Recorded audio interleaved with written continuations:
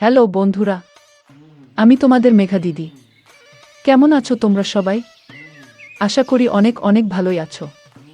আর তোমাদের ভালোবাসায় আমিও অনেক ভালো আছি।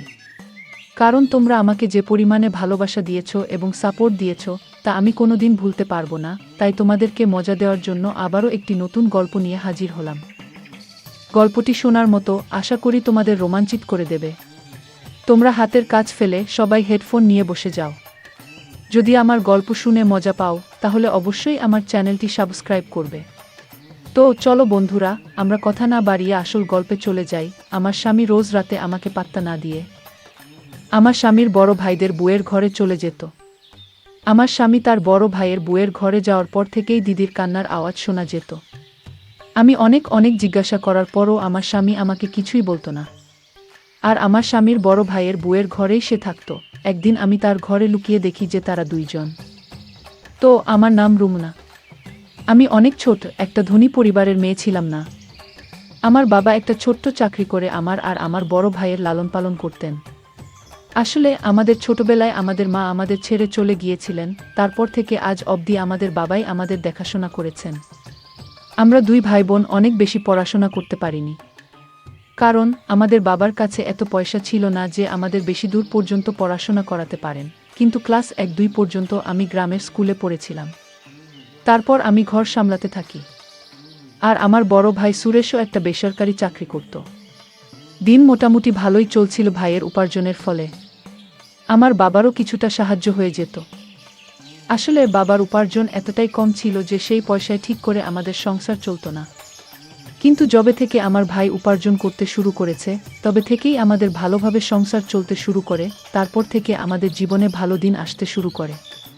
কারণ ভাইয়ের উপার্জিত টাকার পরিমাণ অনেকটাই বেশি ছিল। তবে সমস্যা একটাই ছিল যে সে একটু বেশি রাগী ছিল। আর খারাপ কাজে পড়তে শুরু করেছিল। প্রায় দিনই আমাদের বাড়িতে নানা রকমের লোক আসতো। কিন্তু আমার বাবার কিছুই করার ছিল না। কারণ আমরা তাকে অনেক বোঝানোর চেষ্টা করেছিলাম। কিন্তু সে বোঝার মানুষ ছিল না। এই জন্য আমরা এটা ভেবে ভেবে অস্থির হয়ে যাচ্ছিলাম যে কিভাবে তাকে বোঝানো যায়। ঠিক তখন একদিন আমার মামা আমাদের বাড়িতে আসেন।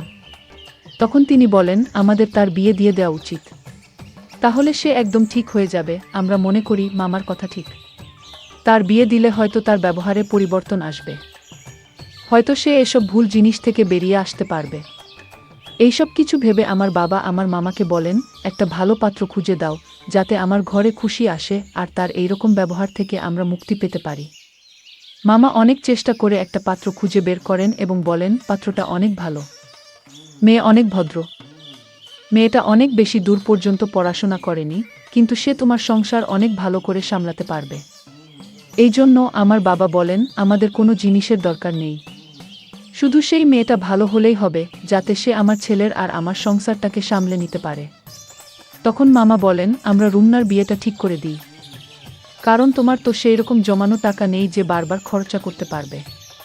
দুইজনের বিয়ে একসাথে হয়ে গেলে বিয়ের খরচ একসাথে শেষ হয়ে যাবে। বাবা বলেন না, এখনো রুমনার সেই বয়স হয়নি যে সে বিয়ে করে বৈবাহিক জীবন সামলাতে পারবে। সেই জন্য আমি কিছুদিন পরে রুমনার বিয়ে দেব। আর রইল বাকি সুরেশের কথা। নেহাত সে খারাপ কাজে পড়ে গেছে, সেই জন্য তাকে বিয়ে দিতে বাধ্য হচ্ছি। তাছাড়া ছেলে মেয়ের মধ্যে অনেক পার্থক্য হয়। ছেলেদের তো ঘর সামলাতে হয় না, উল্টে তার দেখাশোনা করার জন্য একটা মেয়ে চলে আসে।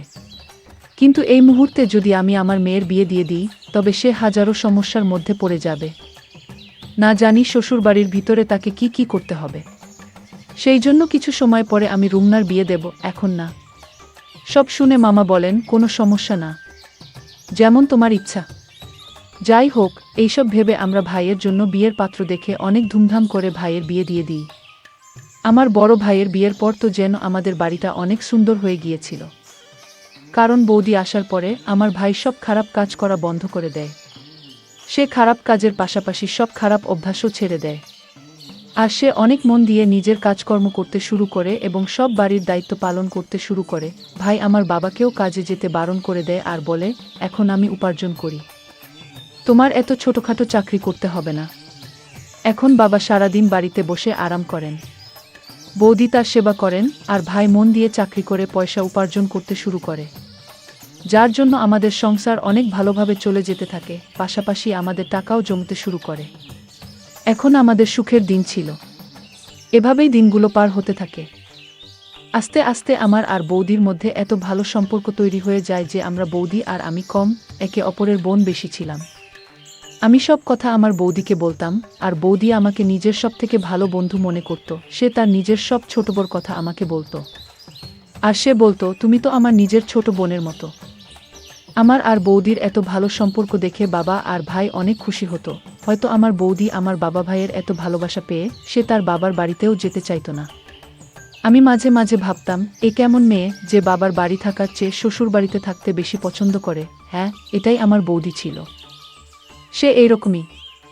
হয়তো সে এখানে বাবার বাড়ির থেকে বেশি ভালোবাসা পেত। সেই জন্যই সে তার বাবার বাড়িতে যেতে চাইতো না। তাছাড়া তার সাথে এমন ব্যবহার করতে আমারও ভালো মনে হতো। আর তাছাড়া আমার বাবা আমাদের সবসময় বোঝাতেন, যেমন কর্ম করবে তেমনই ফল পাবে। আর যদি তুমি তোমার বৌদির সাথে ভালো ব্যবহার করো, তাহলে পরবর্তীকালে তুমিও শ্বশুরবাড়িতে গিয়ে ভালোভাবে থাকতে পারবে। এইভাবেই আমি সবার সাথে মিলেমিশে থাকতাম। এখন আমার মামা আবার আমাদের বাড়িতে এসে বললেন, এখন তো আর কোনো সমস্যা নেই।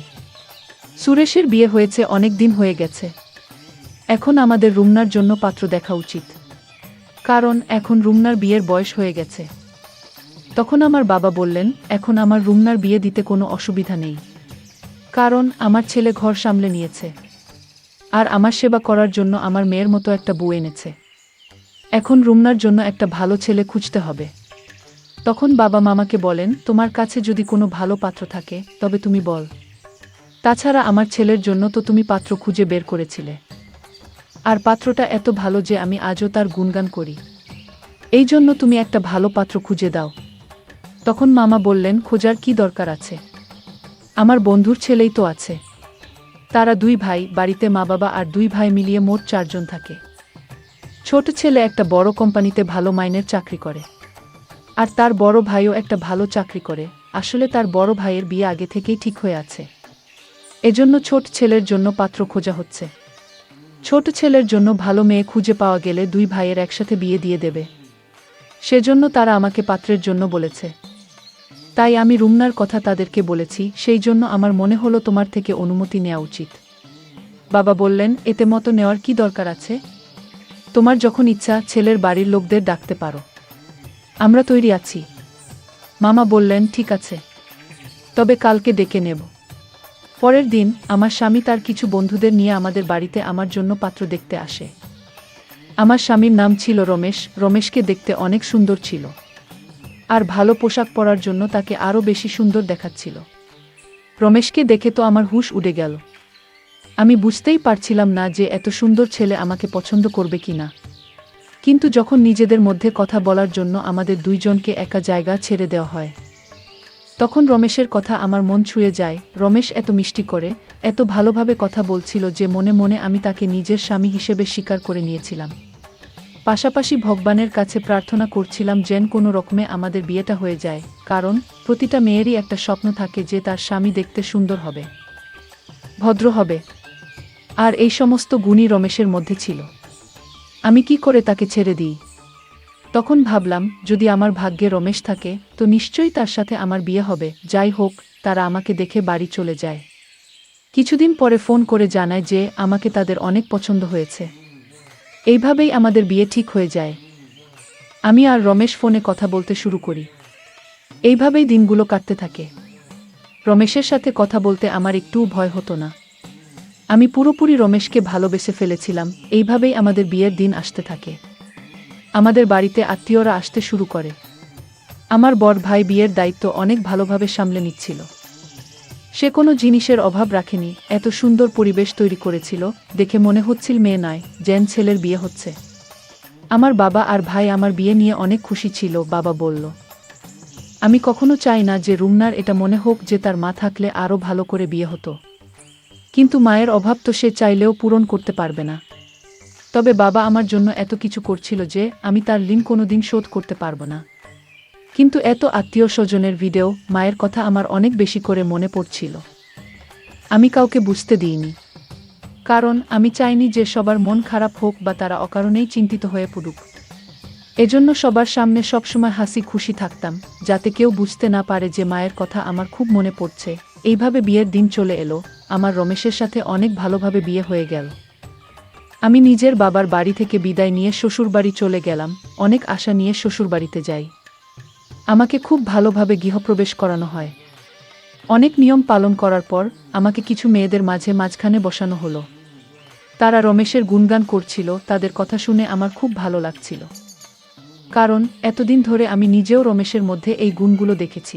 আমি তখন শুধু অধীর আগ্রহে অপেক্ষা করছিলাম কখন রমেশের সাথে সময় কাটাব।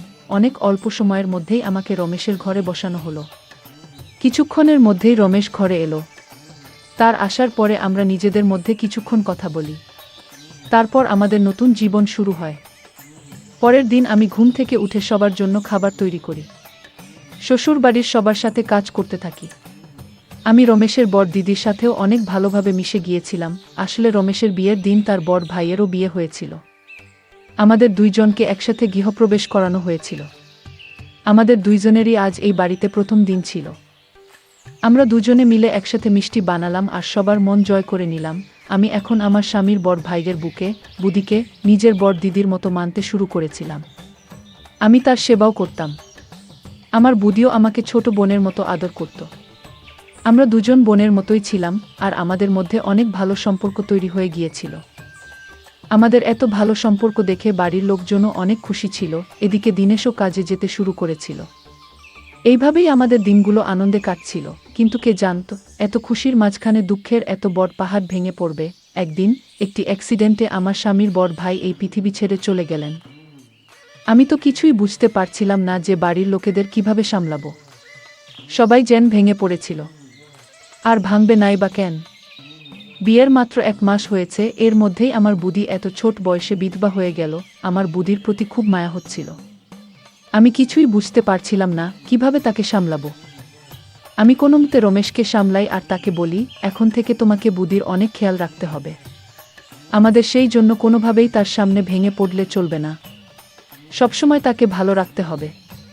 রমেশ আমার কথা বুঝতে পারে। আমরা দুজনে মিলে বুদির খেয়াল রাখতে শুরু করি।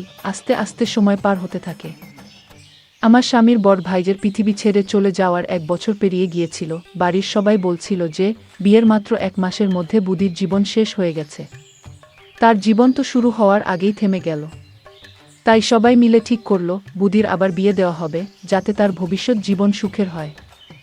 বেচারির না কোনো সন্তান ছিল আর না স্বামী। সে একা কিভাবে এত বড় জীবন পার করবে? কিন্তু বুদি বলল, আমি যখন থেকে এই বাড়িতে এসেছি তখন থেকেই আমি আমার স্বামীকে কথা দিয়েছিলাম, যতদিন বাঁচব এই বাড়ির বউ হয়েই থাকব। আমি আমার এই কথা সারা জীবন পালন করব। তাতে আমার সন্তান থাকুক বা না থাকুক। যখন রমেশ আর তোমার সন্তান হবে তখন আমি তাকে নিজের সন্তানের মতো আদর করব, ভালোবাসব। সেই হবে আমার জীবনের অবলম্বন। আমার বুদির এরকম কথা শুনে আমি খুব খুশি হই। তখন আমি আর রমেশ একটা প্ল্যান করি যে আমাদের প্রথম সন্তান বুদিকেই দেব। সে যেন তাকে নিজের সন্তানের মতো মানুষ করতে পারে আর তার সাথে সারা জীবন কাটিয়ে দিতে পারে। এই ভেবেই আমরা শান্তিতে থাকতে শুরু করি। কিন্তু এই কিছুদিন ধরে আমার সামনে অদ্ভুত অদ্ভুত দৃশ্য আসতে শুরু করে। আসলে আমার স্বামী সন্ধে হলেই আমার কাছে না এসে বুদির ঘরে যেত। আমার স্বামী তার ঘরে যেতেই আমি শুনতে পেতাম বুদির ঘর থেকে অনেক আওয়াজ আসছে। এমন মনে হতো যেন বুদি কাঁদছে। আমি এটা কিছুতেই বুঝতে পারতাম না যে রমেশ আমার বড় দিদির ঘরে গিয়ে তার সাথে কি করে। আমাকে এড়িয়ে আমার স্বামী আমার বড় দিদির ঘরে যেতই বা কেন? আমি কিছুটা তো আন্দাজ করতেই পেরেছিলাম যে কি হতে পারে। অফিস থেকে ফিরেই সে বড় দিদির ঘরে চলে যেত আর সারারাত তার ঘরেই থাকত। আমি যখনই এই ব্যাপারে রমেশের সাথে কোনো কথা বলার চেষ্টা করতাম তখনই রমেশ এড়িয়ে যেত। এখন আমার মধ্যে অন্যরকম চিন্তা আসতে থাকে যে আসলে হচ্ছেটা কি। রমেশ তার বৌদির ঘরে এমন কি করে? আর রমেশের যাওয়ার পর আমার বড় দিদি এত আওয়াজ কেন করে? আমি চেয়েও কিছু বুঝতে পারতাম না। আমি এই ব্যাপারে আমার বড় দিদিকে জিজ্ঞাসা করি, কিন্তু সেও কিছু বলে না। আমি বুঝতে পারছিলাম না যে আমি কি করে এদের রহস্য জানতে পারবো। আমার এখন সন্দেহ হতে শুরু করে যে নিশ্চয়ই তাদের মধ্যে কিছু একটা চলছে। তা না হলে রমেশ আমাকে কেন এড়িয়ে আমার স্বামীর বড় ভাইদের বউয়ের ঘরে যাবে? যদি এমন কিছুই হয়ে থাকে তবে রমেশের উচিত আমার সাথে এসে কথা বলা। কিন্তু রমেশ আমাকে কোনো কিছু বলতে চাইছিল না। তার জন্য আমি একদিন ভাবলাম যে আমি ঘরের মধ্যে লুকিয়ে যাই, যাতে জানতে পারি আসল রহস্যটা কি। তাহলে কোনটা সত্যি আর কোনটা মিথ্যে প্রমাণ হয়ে যাবে। যদি সত্যি এরকম কোনো কথা থেকে থাকে, তবে আমি তাদের নিয়ে সবার সামনে যাব। আমি রোজ রোজ আর এসব সহযোগ করতে পারছিলাম না। এইসব ভেবে একদিন আমি তার ঘরে লুকিয়ে বসে রইলাম। কিছুক্ষণ পর তারা যখন ঘরে এলো, তারপর আমি যা দেখলাম সেটা দেখে আমার মনটা কেঁপে উঠল। আমি দেখলাম যে আমার স্বামীর বড় ভাইয়ের বউ আমার স্বামীর বড় ভাইয়ের ছবি হাতে নিয়ে কাঁদছিল। তখন রমেশ তাকে আস্তে আস্তে সামলানোর চেষ্টা করছিল। আমি কিছু বুঝতে না পেরে হঠাৎ ঘরের মধ্যে থেকে বাইরে বেরিয়ে আসি। আমাদের হঠাৎ সেখানে দেখে তারা অবাক হয়ে ওঠে। তখন রমেশ বলে, তুমি এখানে লুকিয়ে কি করছো? তখন আমি বলি, আমি জানতে চাইতাম যে আসলে তোমাদের মধ্যে কি চলছে। তখন রমেশ আমার কথায় রেগে গিয়ে বলল, তুমি সত্যি জানতে চাও তো তাহলে শোনো। আসলে আমার বড় ভাইয়ের অ্যাক্সিডেন্ট তোমার ভাই করিয়েছে। কারণ সে আমার বৌদিকে অনেক আগে থেকে ভালোবাসতে পছন্দ করত। আর তার সাথে বৌদির বিয়ে না হওয়ায় তার রাগ অনেক সীমায় পৌঁছে যায়। আর যখন আমার বড় ভাইয়ের সাথে বৌদির বিয়ে হলো, তখন তোমার ভাই আমার বড় ভাইয়ের অ্যাক্সিডেন্ট করিয়ে দেয়া। আর প্রতিদিন আমার বৌদিকে বিরক্ত করতে শুরু করে। যখন রমেশ আমার ভাইয়ের করা সব অন্যায়ের কথা বলে, সেগুলো শুনে তো আমি বিশ্বাসই করতে পারছিলাম না। আমি অনেক ভেঙে গিয়েছিলাম। রমেশ আমাকে সামলে বলে, আমরা তোমাকে এই জন্য বলিনি যাতে তুমি কোনো রকম কষ্ট না পাও। আমরা এটা আগে থেকেই জানতাম। আমি রোজ রাতে ওই জন্য বৌদিকে বোঝাতে আসতাম, যে কোনোভাবে যেন রুমুনা এইসব কথা না জানতে পারে। আর এই ব্যাপারটাকে আমরা যে কোনোভাবে মিটিয়ে নিতে চাইতাম। আমরা চাইতাম যে তোমার ভাই নিজে থেকে বুঝতে পারে, কারণ দুই পরিবারের সম্পর্ক আমি কোনোভাবেই নষ্ট হতে দিতে চাইতাম না। রাগ আমারও হতো, সে আমার বড় ভাইকে শেষ করে ফেলেছিল। কিন্তু আমি তোমার মুখের দিকে তাকিয়ে কোনো কথা বলিনি। যখন এইসব কথা আমার সামনে এলো, তখন আমার মনটা কেঁপে উঠল। আমি চেয়েও আমার চোখের পানি আটকাতে পারিনি। আমি তো ভেবেছিলাম যে আমার ভাই ঠিক হয়ে গেছে, কিন্তু সে তো এত বড় কাজ ঘটিয়ে ফেলেছিল। আমি রমেশকে বললাম, তুমি তাকে শাস্তি দেবে কিনা এটা তোমার ব্যাপার, কিন্তু আমি তো তাকে সাজা দিয়ে ছাড়ব। যখন এইসব কথা আমি বাড়িতে জানাই, তখন তারা পুলিশকে ফোন করে। আর পুলিশ এসে তাকে গ্রেফতার করে নিয়ে যায়। আমি সৃষ্টিকর্তাকে অশেষ ধন্যবাদ জানাচ্ছিলাম যে তিনি আমাকে এমন একজন স্বামী দিয়েছেন, যে সব সময় আমাকে বোঝায়, আমাকে সামলে রাখে। আমি তো শুধু শুধু তার উপর সন্দেহ করছিলাম। কিন্তু সে তো আমার জন্য নিজের বড় ভাইয়ের অপরাধীকেও ছেড়ে দিয়েছিল। আমি রমেশের হাত ধরে তার কাছে ক্ষমা চাই, আর আমার স্বামীর বড় ভাইয়ের বউয়ের কাছেও ক্ষমা চাই।